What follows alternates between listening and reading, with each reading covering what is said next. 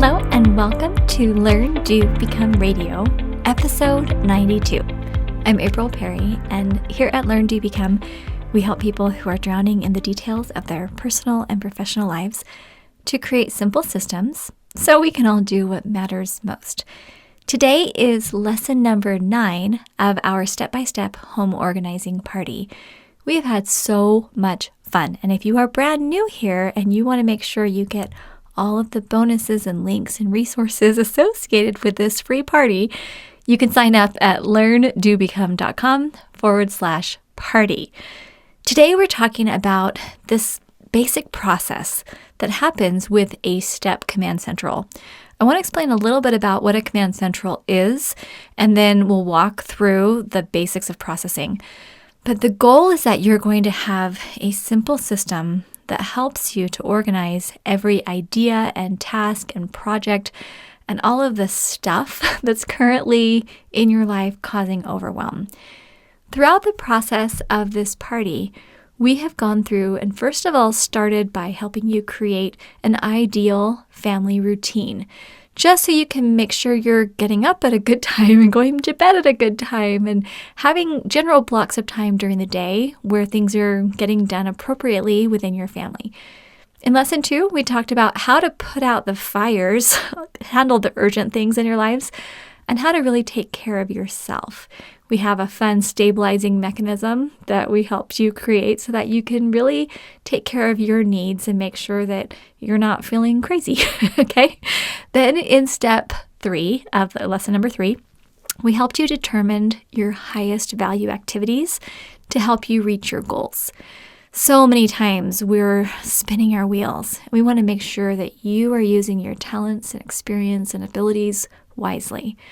Then in lesson 4, we helped you map out a step-by-step plan for organizing your home and having a very simple prioritized list of all of the spaces in your home or office that you want to be ordered and clean and clear and feel amazing. Then lesson 5, we taught a 3-box method.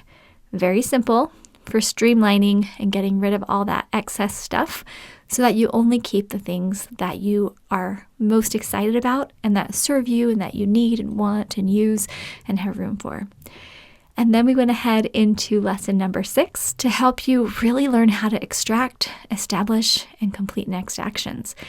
Next actions, oh, amazing, taught by David Allen, changed my life, and we're going to show you how to do that if you haven't yet gone through lesson number 6. Lesson 7, we talked about mastering the art of essentialism, my favorite book by Greg McKeown. We're going to help you to make sure you feel like everything is streamlined in your life, because being able to master that art, it's really going to make a huge impact on your life. And then lesson 8, we talked about how to successfully organize as a family. This was such a fun lesson that I recorded with Jill, who is one of our coaches here at Learn, Do, Become, where if you're living in a family environment and you want everyone to participate, we help you do that in lesson number 8. So we've had such a fun party. Again, all of this is available at learndobecome.com/party. We have a worksheet you can go through and color in as you complete each lesson.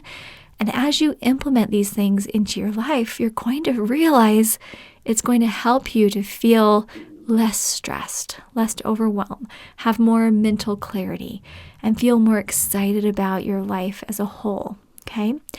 Now, the idea is that with this party, the step-by-step home organizing party, we're going to help all of our community members to really get a solid foundation.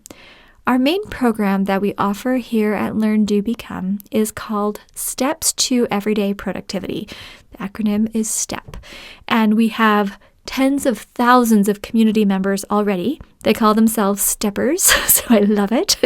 And we want you potentially to become a stepper and build your STEP Command Central. I have this vision of a STEP Command Central on every desk because I believe it will literally change the world. If you are drowning in piles and clutter and overwhelm, you don't need to. And we're going to help you to be able to take the principles that are tried and true that have been taught all over the world, and we're going to put it into a very simple framework where it's step by step. It's super easy. It's very visual. It works with a family, and you can build it once and it will last for the rest of your life. So let me just give you 3 links, okay? These are 3 important links that I want you to write down right now, or just go to it right now on your phone or your computer, just so you have them available. All right, the first link is our show notes page. If you only write down one link, write this one down. It's learndobecome.com/episode 92. That will have all the links I'm talking about today, plus all of the details of what we're going to cover for the basics of processing. So learndobecome.com/episode 92. The other 2 links, first of all, there's that party link, learndobecome.com/party. That gives you the worksheet, a home base that gives you links to everything we've discussed in our 9 lessons. Plus, we have bonuses that go with every lesson. And for this lesson, I'm doing a bonus processing video. So I'll actually walk through it and show you how you use these basic principles I'm talking about today to process anything that's on your desk. And then the third link is if you have not yet attended our free training. It's called How to Finally Stop Drowning in Piles. That's at learndobecome.com/step. Okay? The free training, we've already had hundreds of thousands of people go through it. And really, it's a game changer. So make sure you sign up and take part in that class. The goal is that we are going to nurture and strengthen and care for our whole community with this party so you feel excited about your life and you start seeing results right away. Okay? All right, let's go ahead and we're going to talk about 8 questions that you need to ask when processing anything. Now, this is going to make more sense if you are a stepper, if you're inside of our step community, because then you've already learned how to build all the parts of the Command Central. You know exactly how all of that works. We give you the flow chart. We give you tons of support. So I do recommend that you come in and join the STEP program. But if you're thinking, just kind of give me a general feel of what you're doing, that's what we're going to talk about today. There are 8 specific questions. Now, when I learned this process, I felt so excited because I realized that all those things that I had laying around my house or sitting on my desk or the piles I had around the perimeter of my bedroom actually didn't need to be there.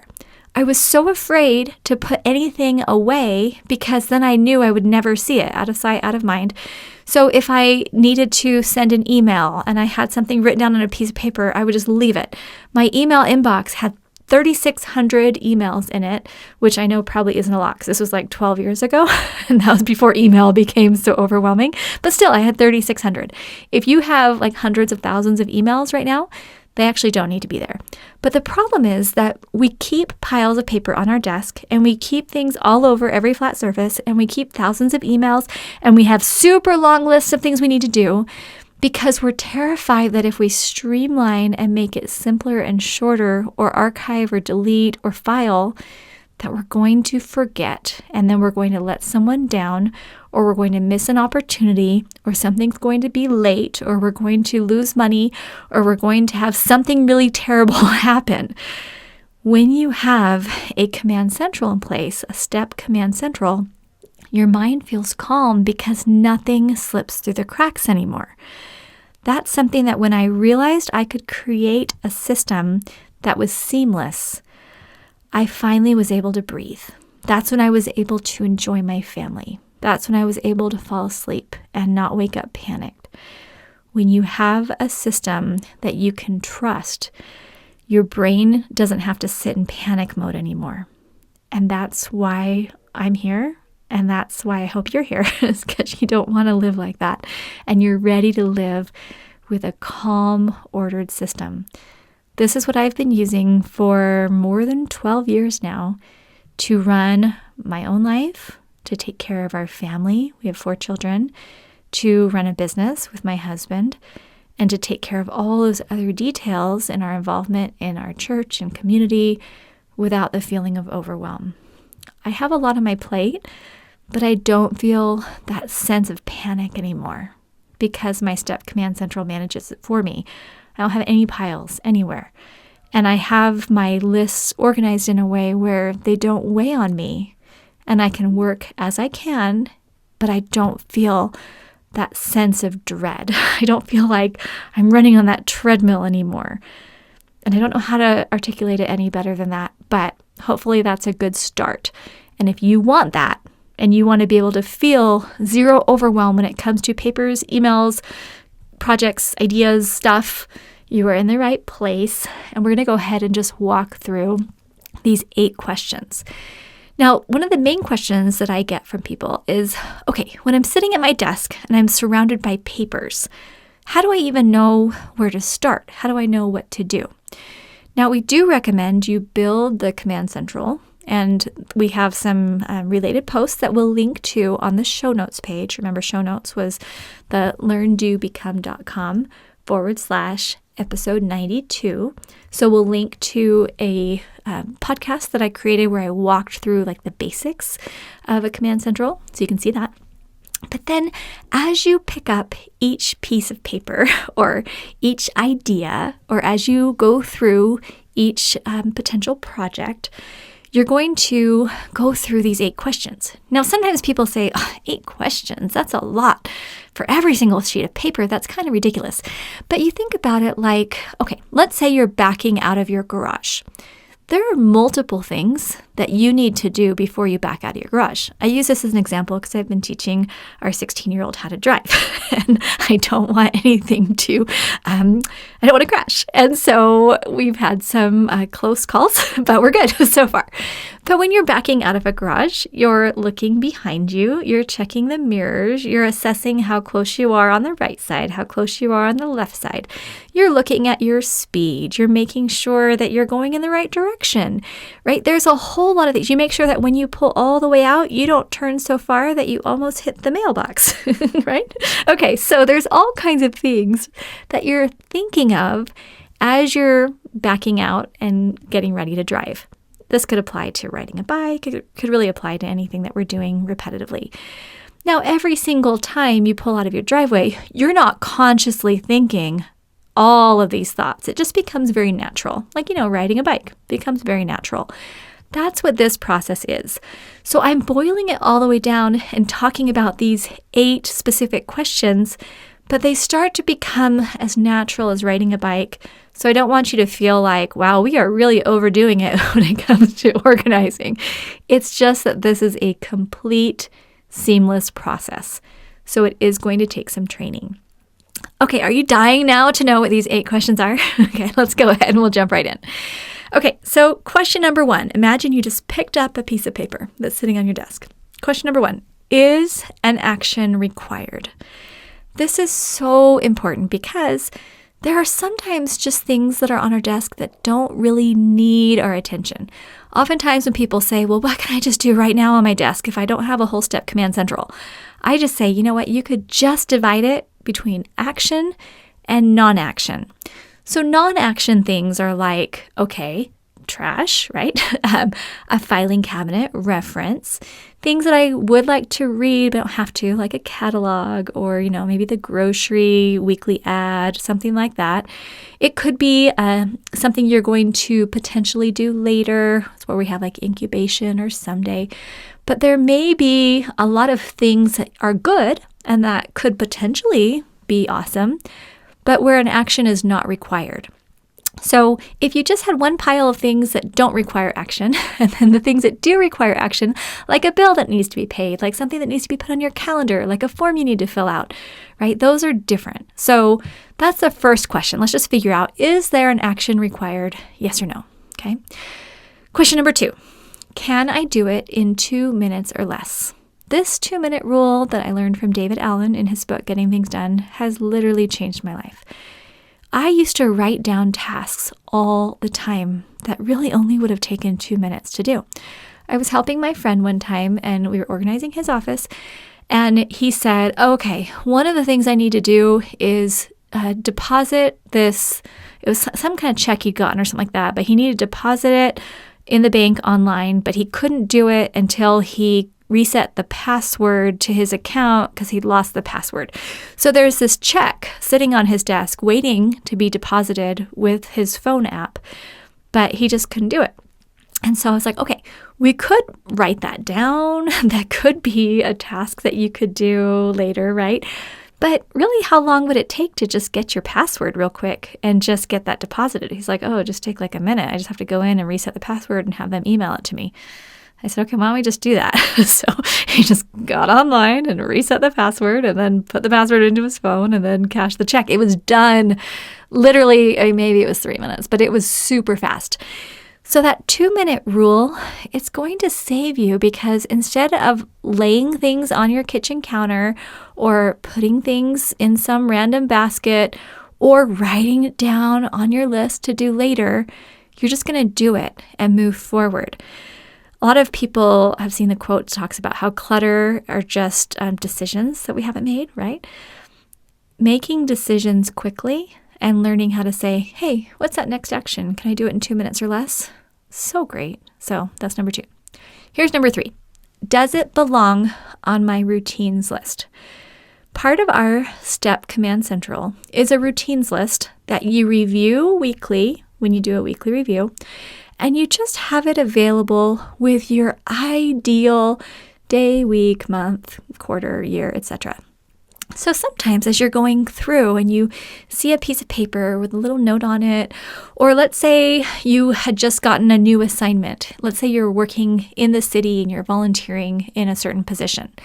And you're looking at the sheet of paper and it says, hey, we have a meeting the last Wednesday of every month at 7 o'clock.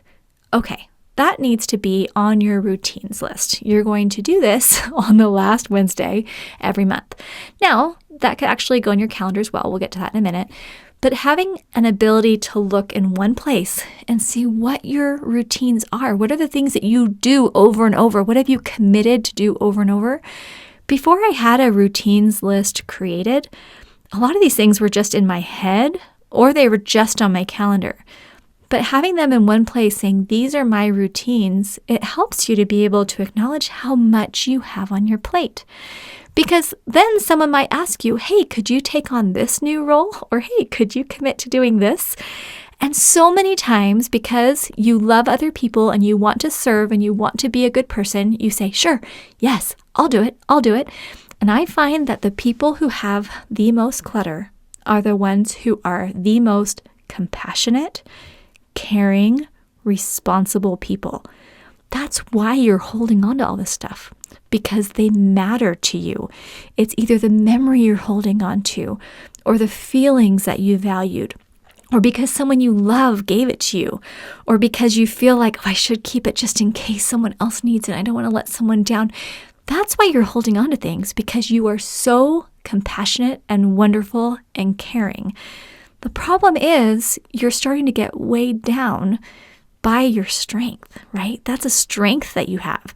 But when it gets to the point that it manifests itself in stuff and too many commitments and too many routines, you know you're just going to burn out. And then you're good for nobody because you're so stressed out and you're yelling at your family and you're not sleeping at night. And then your health suffers and your doctor's like, hey, you've got a lot of stress. And you're like, no kidding, right? Okay. Sorry. Kind of went off on a tangent there, but I want you to have a routines list that helps you to see everything on your plate. Then when someone asks you to do something, you can say, hang on a second, and you look at your routines list and you see if you actually have time for it. Given the fact that you are human. I am human too. I say no to so many things, and it breaks my heart to say no to them, but I have to, or else I'm not able to do the work that I feel that I was created to do. And I want you to do the work that you were created to do. All right, question number 4. Do I need to add any projects to my tiered list? Now, I use the word tiered really deliberately because in a lot of organization systems I see, there aren't tiers. It's more like, oh, here's all the stuff I need to do for work, or here's all the stuff I need to do at home, or here's all the stuff I need to do for myself. And people just kind of write things down and they keep the list going. I was at a leadership conference one time, and there was another student that was there at the conference, and I was telling him how I help people organize their lists. And he said, oh my goodness, have you seen my list? And he pulls out this yellow pad, and he starts flipping through the pages. And I promise you there were at least 10 pages. And it was just lists of things he needed to do. And some of them on there were like, oh, I need new car insurance. And some of them were like, oh, I need a vision board. And then what he had done is over the 2 days of the conference, when we'd been together in that group, he just kept adding to the list more and more ideas. So I said, well, how do you feel when you look at that list? He's like, oh my gosh, it stresses me out so much. I don't even know where to start. Because it wasn't tiered and it wasn't organized into segments. So what we recommend you do is you have a current projects list, no more than 7 or 8.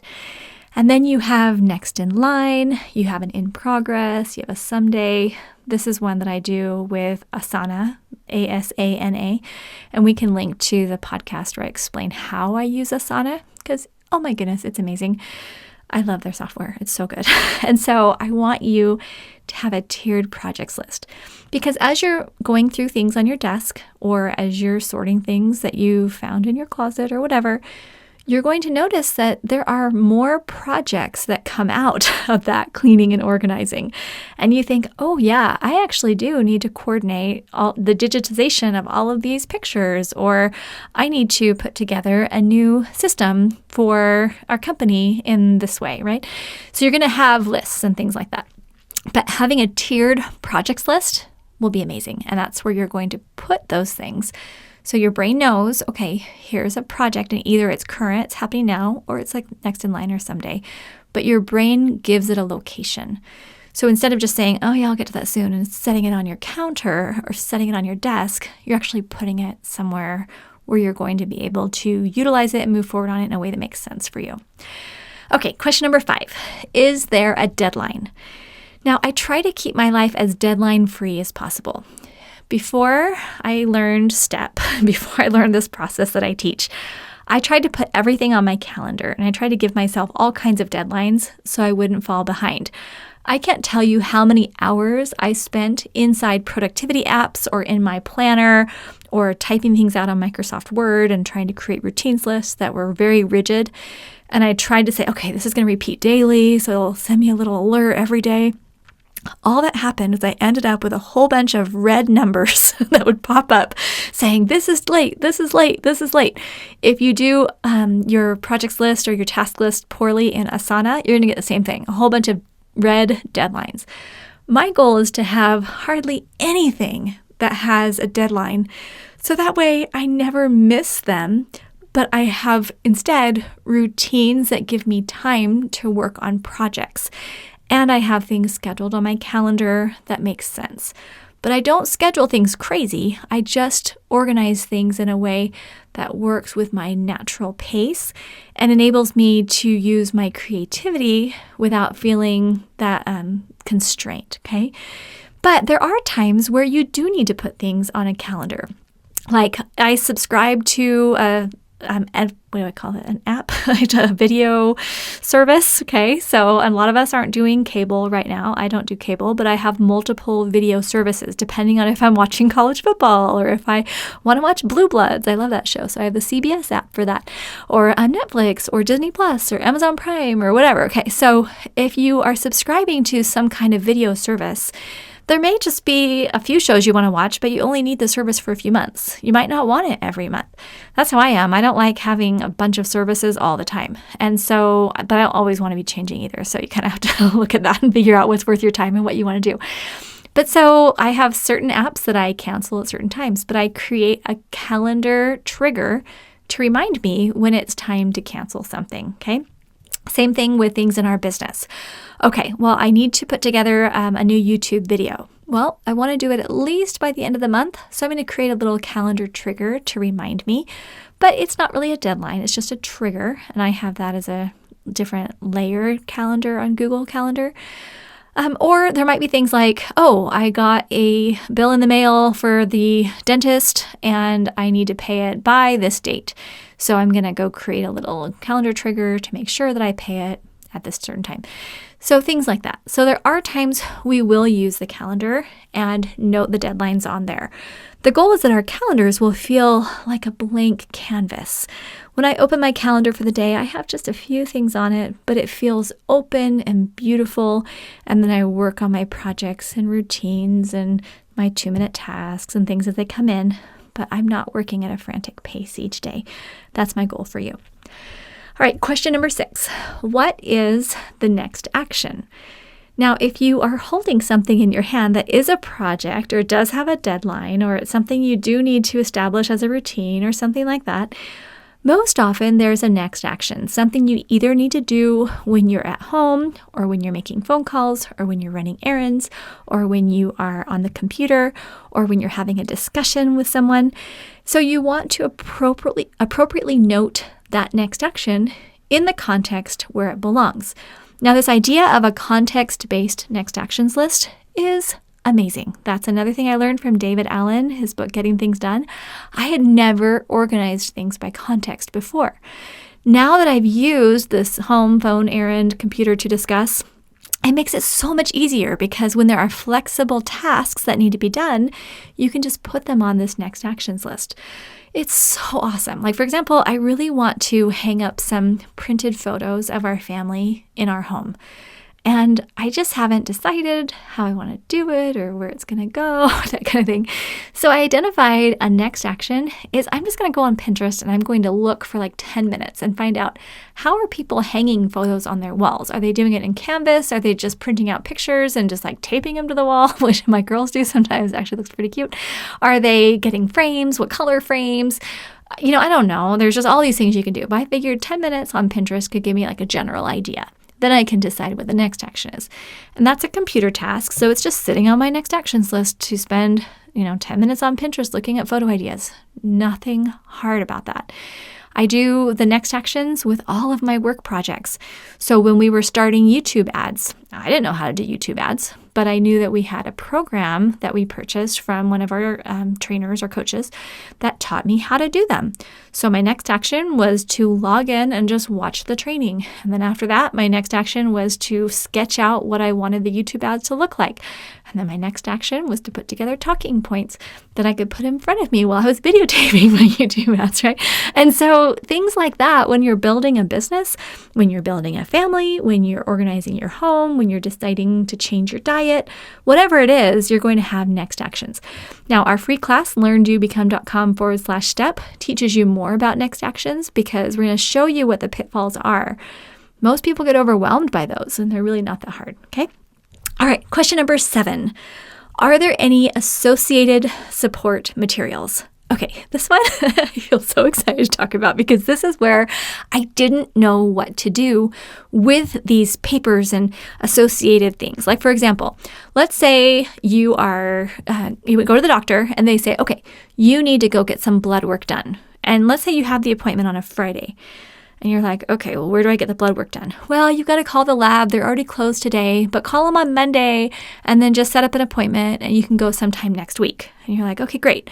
Then they give you the order and they say, here's your lab work order. Take it with you when you go. You're like, awesome.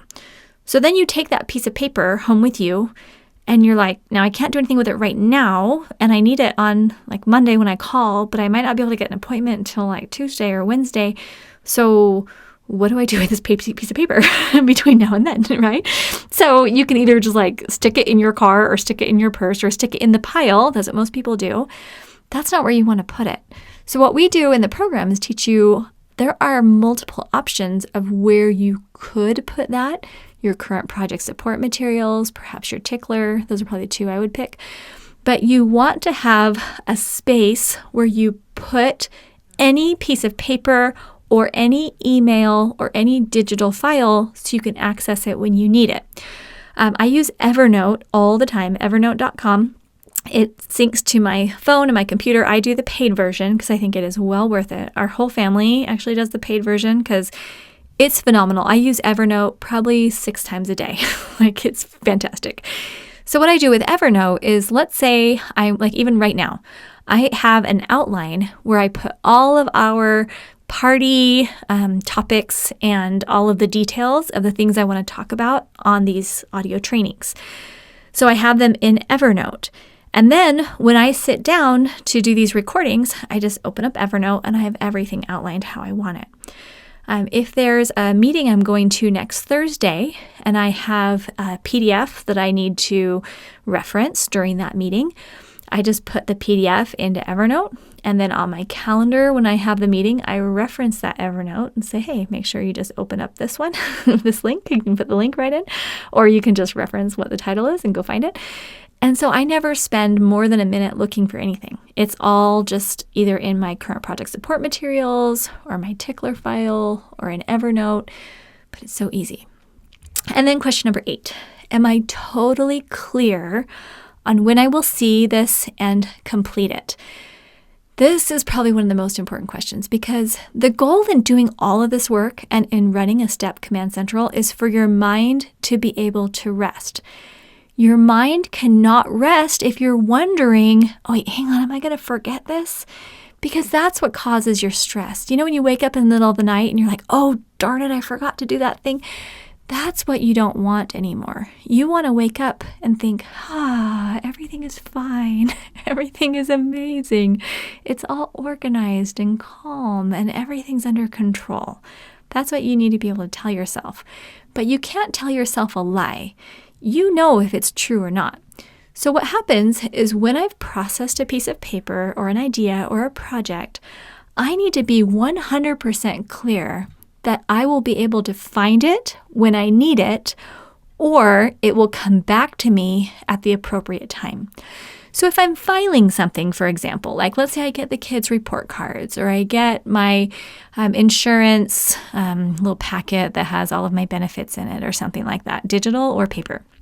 When I put it in either Evernote to file it or in my filing cabinet, I use Freedom Filer, which is awesome, freedomfiler.com. We have a special coupon code in our program if you're in STEP, so make sure you access that. But seriously, Freedom Filer has changed my life as well. So when I file something in Evernote or Freedom Filer, I know 100% when I'm ready to look at it or when I need it, I know where to find it, and it's really easy.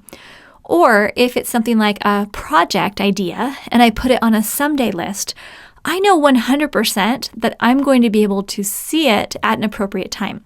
Either it's just in the someday list and I'll check it as I review, once a month or so, or I have a calendar trigger set so it'll come back to me when I want to make sure to assess the priority of that project. Okay? So those are our 8 questions. Isn't that fun? I'll go over them one more time. Number 1, is an action required? Number 2, can I do it in 2 minutes or less? Number 3, does it belong on my routines list? Number 4, do I need to add any projects to my tiered list? Number 5, is there a deadline? Number 6, what is the next action? Number 7, are there any associated support materials?